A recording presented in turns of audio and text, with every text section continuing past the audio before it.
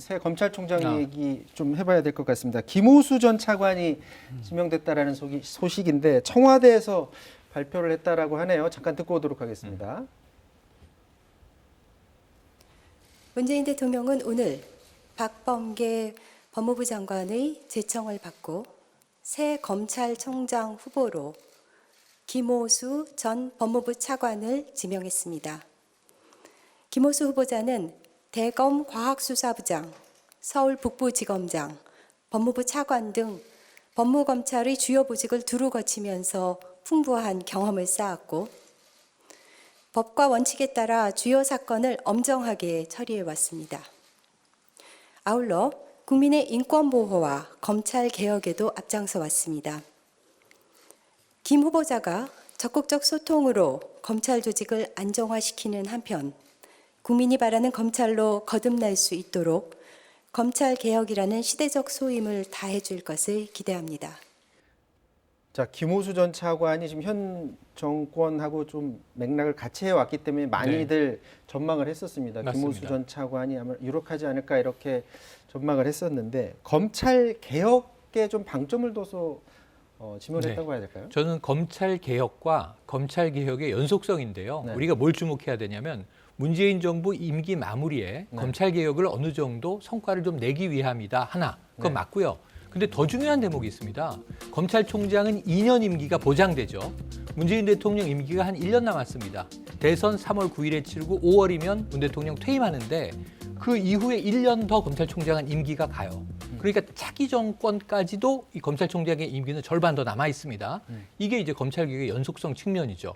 그러니까 내년 대선에서 정권이 교체될지 재창출될지 우리는 알 수 없지만 그 이후에도 임기가 보장된 검찰총장은 현 정부의 검찰개혁 기조를 다음 정부까지도 이어갈 것이다. 이 사이에 공수처도 안착이 돼야 되고요. 검경 수사권 조정도 어느 정도 이제 자리를 잡아야 되고 검찰총장이 해야 할 과도적인 역할이 지금 너무나 많거든요. 물론 검찰 내부의 조직이 지금 굉장히 들썩들썩했기 때문에 안정화도 해야 되고 그런 측면에서는 김오수 차관이 가장 현 정부에서는 그 4명의 후보군 중에 압축된 후보군 중에 가장 적임자가 아니었을까. 전 지난주부터 그렇게 예상을 해봤습니다.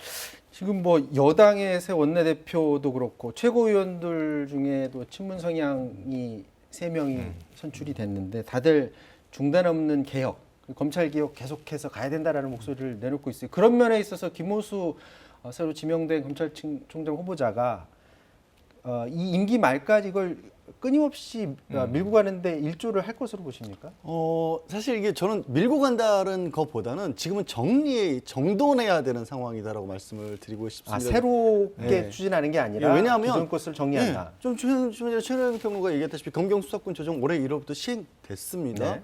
그리고 저희 이 전까지 말씀 나눴던 게 이제 공수처와 관련된 그렇죠. 부분인데 공수처 출범했습니다. 그러면 공수처가 가지고 있는 역할이 생겼고 그다음에 이 검경 수사권으로 경찰이 가진 역할이 있고 아까 말씀 나눴던 게 그럼 검찰과 공수처는 어떤 식으로 서로 역할을 분담해야 될 것인지를 공수처도 전담을 해야 된다 그러는데 한쪽 파트너가 검찰인 거예요 결국에는. 그렇죠. 그래서 그 일들을 해나갈 수 있는 사람이 김오수 차관이라고 판단한 거고요.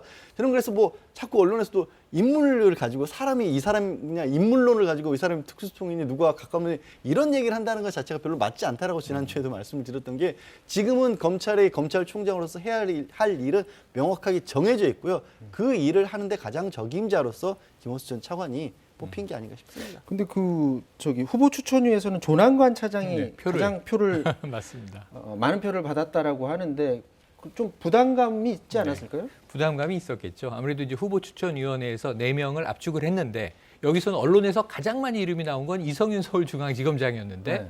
뭐 2표로 떨어졌다는 거는 다 보도로 확인돼 버렸고요. 이 사실은 굉장히 좀 부적절한 상황 아니냐. 본인이 피의자 신분이기 때문에 이제 그랬던 것이고 이게 언론하고는 지금 계속 틀리게 가고 있는데 이 김오수 전 차관만은 지금 언론의 예측이 어느 정도 맞은 거예요. 근데 정부와 그것은 검찰 개혁의 기조를 함께 해야 한다. 여기서 중요한 역할이 있는데 사실 지금 정부 입장에서는 조금 마무리를 하려고 하고 당은 지금 국회가 4년 임기 중에 1년 흘렀지 않습니까? 당은 계속 몰아붙이는 상황이에요. 이 김용민 의원이 지금 최고위원이 됐는데 어제 전당대회에서 검수완박 이걸 윤석열 전 총장은 부패 완판이라고 불렀는데 지금 민주당 의원들은 검찰의 수사권을 완전히 박탈해야 한다라는 이야기까지도 하고 있어요. 네. 근데 이 사이에서 당과 정부와 검찰 조직 내부를 조율해야 할 사람이기 때문에 사실은 소통의 경로가 넓은 사람이 될 수밖에 없다고 봅니다. 자, 지금까지 100일이 지난 공수처 그리고 차기 검찰총장 지명 얘기까지 짚어봤습니다.